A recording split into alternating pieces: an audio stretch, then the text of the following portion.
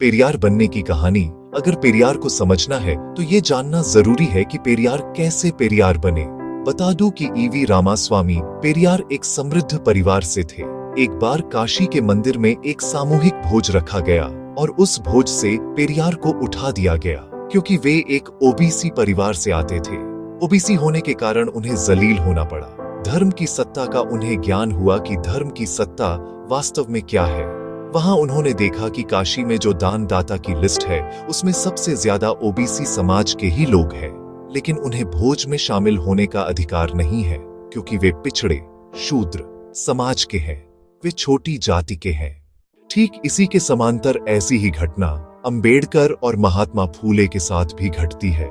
महात्मा फूले जब अपने सवर्ण मित्र की बारात में जाते हैं तो ओबीसी होने के कारण उनको बेइज्जत किया जाता है, उन्हें जलील होना पड़ता है, जबकि वे भी एक समृद्ध ठेकेदार परिवार से थे। ठीक इसी प्रकार डॉ अंबेडकर जब ट्रेन से उतरकर अपने पिता के पास जाते हैं, जिल बैलगाड़ी में बैठते हैं, उस बैलगाड़ी में उनको छोटी यानी दलित जाति का होने के कारण जलील किया जाता है, जबकि डॉ अंबेडकर एक सैन्य अफसर सूबेदार के बेटे थे। मैं यही बतलाना चाहता हूं कि अगर कोई व्यक्ति जाति के नाम पर उसे जलील होता है तो बेगैरत व्यक्ति धार्मिक गुलाम बन जाता है, लेकिन जिसमें थोड़ी भी गैरत बची है, जिसमें थोड़ा भी स्वाभिमान बचा है, वह व्यक्ति तर्कवादी बनेगा, पेरियार बनेगा, वह व्यक्ति अंबेडकर बनेगा, महात्मा फूले बनेगा। अगर पेरियार उस घटना से आहत नहीं होते तो वे धार्मिक गुलाम बनते, जिस प्रकार करोड़ों ओबीसी, एससी, एसटी धार्मिक गुलाम बने हुए हैं। बहुत सारे ओबीसी, एससी, एसटी के लोग कहते हैं कि उनके साथ कभी जातिगत भेदभाव नहीं हुआ। वे कहते हैं हमारा प्रमोशन हो गया, हम बड़े पद में चले गए, हमारा बिजनेस है, करोड़ों की संपत्ति, बंगला है, फिर भी हमें किसी ने जाति के नाम पर जलील नहीं किया गया। तो वे लोग झूठ बोलते हैं। दरअसल वे लोग अपनी औकात को भूल गए हैं। इनमें यह पहचान करने का गुण कि उनके साथ भेदभाव हो रहा है खत्म हो चुका है। जैसे जैसे आप डिस्क्रिमिनेशन को स्वीकार करते जाते हैं, आपको जलालत महसूस होना बंद हो जाता है और आप व्यवस्था को स्वीकार कर लेते हैं, धार्मिक गुलाम बन जाते हैं, अपनी जलालत को ही अपनी इज्जत समझने लगते हैं। ऐसा कोई ओबीसी, एससी, एसटी का व्यक्ति नहीं होगा जिन्हें जाति का लांछन सहन नहीं करना पड़ा हो। एक आदिवासी महिला राष्ट्रपति तक को जाति के नाम पर पुरी के मंदिर में जलील होना पड़ता है, जबकि वह धार्मिक थी। तो आम आदमी की बात ही क्या करे। पंडित बाल गंगाधर तिलक ने सार्वजनिक रूप से आखिर क्यों कहा कि तेली, तंबोली, कुर्मी क्या संसद में आकर गाय भैंस चराएंगे? क्या इससे उनका पूरा समाज जलील नहीं हुआ?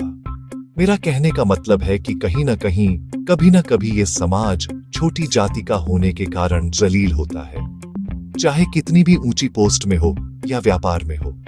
इस प्रकार जलील होने के कारण दो बातें होती हैं। एक, या तो वह इन जलालत को स्वीकार करने के बाद हमेशा के लिए धार्मिक गुलाम बन जाएगा, या फिर तर्कवादी विद्रोही बन जाएगा, पेरियार, अंबेडकर या महात्मा फूले बन जाएगा। तीनों की स्थिति को देखिए। वे समृद्धशाली परिवार से आते थे, उन्हें किसी चीज की कमी नहीं थी, बावजूद इसके उन्हें जलालत झेलनी पड़ी। तो यह कहना कि आपने कभी जलालत नहीं झेली, यह एक झूठ है। ऐसा हो नहीं सकता। ये हो सकता है कि आप धार्मिक गुलाम बन गए हो और आप में जलालत को सहने का गुण आ गया हो। यहां मैं बताना चाहूंगा कि पेरियार ने 4 महत्वपूर्ण बातें कही हैं। पहली बात वह कहते हैं ईश्वर के बारे में, दूसरी बात कहते हैं धर्म के बारे में, तीसरी बात कहते हैं धर्म शास्त्र के बारे में, चौथी बात कहते हैं वो ब्राह्मणवाद के बारे में।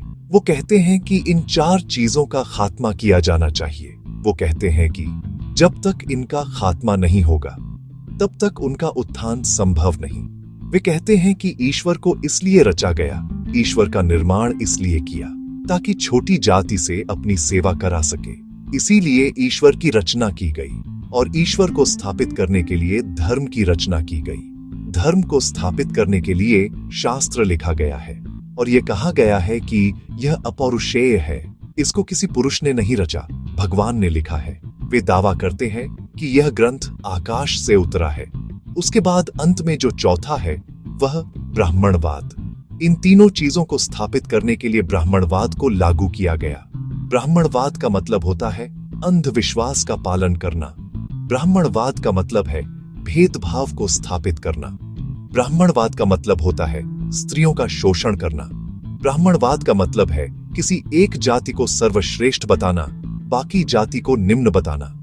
इन चार चीजों का खात्मा होना चाहिए, ईश्वर का, धर्म का, शास्त्रों का और ब्राह्मणवाद का। वे कहते हैं कि इनके खात्मे के लिए मैं जीवन भर आंदोलन करता रहूंगा। एक महत्वपूर्ण बात पेरियार से जुड़ी हुई है, वह है तर्क। वे एक तर्कशास्त्री के रूप में काम करते हैं। वे कहते हैं कि तर्क और विज्ञान का रास्ता कल्याण का रास्ता है। मतलब आप समझ लीजिए कि कोई व्यक्ति अगर वो दावा कर रहा है कि मैं वंचित वर्ग के लिए, उनके भलाई के लिए काम कर रहा हूँ और उसके अंदर तर्क शक्ति नहीं है, उसके अंदर विज्ञान की विचारधारा नहीं है, तो वो झूठा है। अगर वो व्यक्ति कलावा पहने हुए है, वो व्यक्ति जनेऊ पहने हुए है, तिलक लगाए हुए है और तरह तरह के धार्मिक आडंबर करता है, तो वो वंचितों के लिए काम नहीं कर रहा, वह वंचितों को ठग रहा है। अगर वह बहुत सारे अंगूठियां को पहना हुआ है, मतलब कहीं ना कहीं ऐसे चिन्ह को धारण कर रहा है जिससे कि यह मैसेज जाता है कि वह एक अंधविश्वासी व्यक्ति है, तो वो वंचितों के लिए काम नहीं कर रहा, बल्कि वंचितों के साथ में ठगी का काम कर रहा है। उनको ठगने का काम मत करो, क्योंकि जो वैज्ञानिक विचारधारा है, जो विज्ञान को बढ़ाने वाली विचारधारा है, जो तर्क की विचारधारा है, वो वास्तव में वंचितों की मुक्ति का मार्ग है। अगर अंधविश्वास को हटा दिया जाए, विज्ञान को ला दिया जाए, तो जो मानसिक गुलाम है वह अपने आप तर्कशील हो जाएंगे। सबसे पहले उन गुलामों को विज्ञान की तरफ लाना होगा, अंधविश्वास से मुक्त करना होगा, क्योंकि जितनी भी गुलामी का माहौल बनाया गया है वह अंधविश्वास के बल पर बनाया गया। ऊंच नीच क्या है? एक अंधविश्वास है। भेदभाव क्या है? एक अंधविश्वास है। जाति क्या है? एक अंधविश्वास है। विज्ञान को ना मानना क्या है? एक अंधविश्वास है। तो इससे मुक्ति किए बगैर आप किसी भी गुलाम को या किसी भी वंचित वर्ग, SC, ST, OBC का उद्धार का आप सपना देखते हैं, तो वो सपना कभी भी पूरा नहीं हो सकता। वो एक झूठ है, एक सपना है, एक भ्रम है, छल है। ऐसा अगर आप कर रहे हैं तो लोगों के साथ एक छल कर रहे हैं। अंधविश्वास को भी दो हिस्से में बांट दिया गया है, एक उच्च वर्ण का अंधविश्वास, दूसरा निम्न वर्ण का अंधविश्वास। छुआछूत, वेद शास्त्र, जातिवाद, जनेऊ, कुंडली, फलित ज्योतिष, हस्तरेखा जैसे उच्च वर्ण के अंधविश्वास को वे अंधविश्वास नहीं मानते। वे सिर्फ निम्न वर्ण के अंधविश्वास, झाड़ फूक, डायन प्रथा, तोता मैना से भविष्य बतना को ही अंधविश्वास मानते हैं। असल में अंधविश्वास का दायरा सीमित नहीं होना चाहिए। आप एक निम्न वर्ग का विश्वास को ही आप खुलासा करिए और जो उच्च वर्ग का अंधविश्वास है उसको आप बचाइए। ये जो सोच है, इस सोच का भी पर्दाफाश करने की जरूरत है। साथियों, कितने लोग इस पर काम करते हैं? अगर आप एक सामाजिक कार्यकर्ता है, वंचितों के लिए काम कर रहे हैं, अपने समाज के लिए काम कर रहे हैं, लेकिन आपके अंधविश्वास विरोधी कार्यकर्ता के गुण नहीं है, तो आपका ये काम अधूरा है। आप लोगों को छलने का काम कर रहे हैं, आप उसके साथ ठगी कर रहे हैं। आपको एक सामाजिक कार्यकर्ता होने के साथ साथ एक अंधविश्वास विरोधी कार्यकर्ता भी बनना पड़ेगा, तब कहीं जाकर आप किसी वंचित वर्ग का भला कर पाएंगे। डॉक्टर अंबेडकर, महात्मा फुले, कबीर, पेरियार साहब की जिंदगी को देखिए। इन्होंने जो काम किया, साथ साथ दोनों प्रकार के अंधविश्वास पर उन्होंने चोट किया। उन्होंने सच्ची रामायण इसी उद्देश्य लिखी। उन्होंने उस वक्त मौजूद जितने 20 प्रकार के अलग अलग रामायण का अध्ययन किया। उन्होंने एक ही किताब पढ़कर सच्ची रामायण नहीं लिखी, गहरा अध्ययन किया था उन्होंने। जेंडर जस्टिस पर उनके विचार, वो स्त्री पुरुष की बराबरी की बात करते हैं। वे बात करते हैं कि किस प्रकार से महिला पुरुष का विवाह हो, उनका संबंध बराबरी को हो। वे कहते हैं कि पति पत्नी नहीं बोलना चाहिए, क्योंकि पति का मतलब मालिक है और पत्नी का मतलब दासी। मालिक एवं दासी का रिश्ता नहीं हो सकता, दोनों के बीच दोस्ती का रिश्ता होना चाहिए। उनके बीच बराबरी, एक दूसरे के सम्मान का रिश्ता होना चाहिए। वे कहते हैं कि विवाह आडंबर रहित कोर्ट में होना चाहिए, समारोह खर्चीले नहीं होना चाहिए। धर्म ग्रंथ नहीं, पॉलिटिकल ग्रंथ है। दूसरा जो एक महत्वपूर्ण बात यह है कि वे कहते हैं कि धर्म ग्रंथ, रामायण और महाभारत धार्मिक ग्रंथ नहीं, बल्कि ये पॉलिटिकल ग्रंथ है। लोगों का ब्रेन को वॉश करने के लिए ग्रंथ को बनाया गया। इन ग्रंथों का मकसद सांस्कृतिक गुलाम बनाए रखना है। उसका असर आपको देखने के लिए मिलता है। अब देखिए, तमिलनाडु में जो उनकी बनाई पार्टी है वह आज सत्ता में है। तमिलनाडु के सरकारी कार्यालय में आपको किसी देवी देवता की तस्वीर या मूर्ति नहीं मिलेगी। बकायदा वहां पर एक ऑर्डर पास किया गया है कि सरकारी कार्यालय में कोई भी देवी देवता, अल्लाह भगवान का फोटो नहीं लगाया जाएगा। लेकिन आप यदि उत्तर भारत में आकर के देखेंगे, सरकारी कार्यालय को मंदिर सा बना दिया जाता है। क्यों बनाया जाता है? क्या आजादी किसी खास जाति या किसी खास धर्म का योगदान से ही मिली है? संविधान में सभी धर्म के लोगों ने अपना योगदान दिया। ये एक डेमोक्रेटिक देश है, ये धर्मनिरपेक्ष देश है, ये सेकुलर देश है, जिसकी नजर में सारे धर्म एक है, एक जैसे है, धर्म से रहित देश है।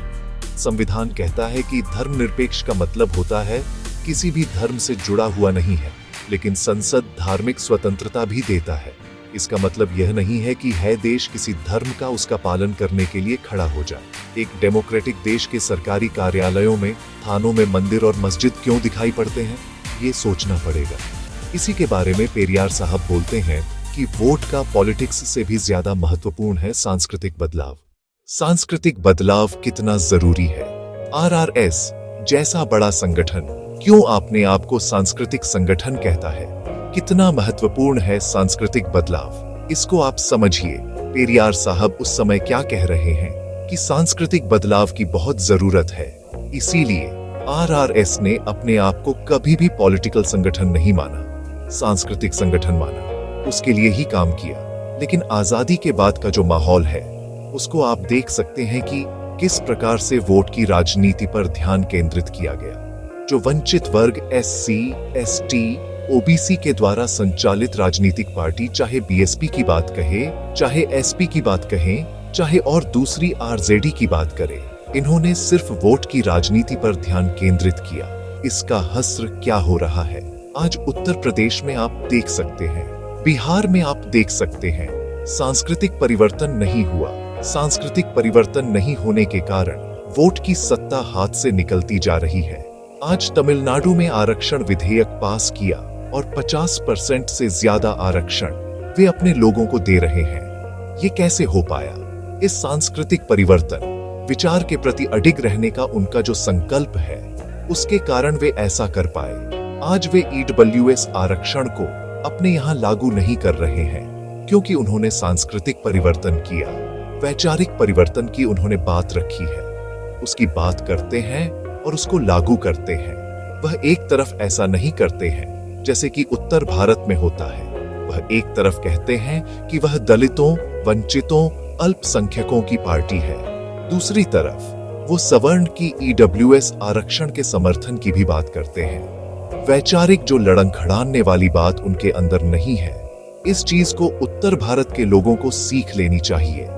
तब कहीं वह बदलाव हो पाएगा जिसका सपना रामास्वामी पेरियार ने देखा था। आप कोई भी सामाजिक काम करते हैं या सामाजिक बदलाव की बात करते हैं, आप एक लेखक हैं या आप स्कॉलर हैं और आप बहुत बुद्धिजीवी हैं और आप वैज्ञानिक कार्यकर्ता हैं, वंचितों के लिए कम करते हैं। आप चाहते हैं कि समता समानता हो और साथ साथ आप चाहते हैं कि जो सुरक्षा चक्र के घेरे में आप रहे, तो संभव नहीं है। आपको जोखिम उठाना पड़ेगा। आपको हर प्लेटफॉर्म में अपने एजेंडे की बात को रखना पड़ेगा। बिना जोखिम उठाए कोई भी काम आप नहीं कर सकते। जोखिम से डर करके आप कोई भी काम नहीं कर सकते। मतलब सुरक्षा चक्र में रहना चाहते हैं तो आप सामाजिक काम करना छोड़ दीजिए, बात करिए, क्योंकि सामाजिक काम विज्ञान को लेकर के काम करने के लिए आपको कुछ लोगों को नाराज करना पड़ेगा। तब कहीं जाकर के समता समानता वाला प्रबुद्ध भारत, जिसका सपना हमारे पूर्वजों ने देखा था, वैसे भारत का अपने निर्माण कर पाएंगे। नहीं तो फिर मेरा ख्याल है कि आप सिर्फ नाम और अपने फेम के लिए काम करना चाहते हैं। आपका मकसद कुछ और है, वो मकसद नहीं है जो कि आप दिखाना चाह रहे हैं। तो पेरियार का सपनों का भारत बनाने के लिए हमको पेरियार के बताए हुए रास्ते पर चलना पड़ेगा। तब कहीं जाकर के हम उनके मकसद को कामयाब बना सकते हैं और वैसा भारत हम बना सकते हैं जिसका सपना बाबा साहब ने, महात्मा फुले ने देखा था। बहुत बहुत धन्यवाद, आपने इस वीडियो को ध्यान से देखा। ये वीडियो आपको कैसा लगा कमेंट्स करके जरूर बताएं।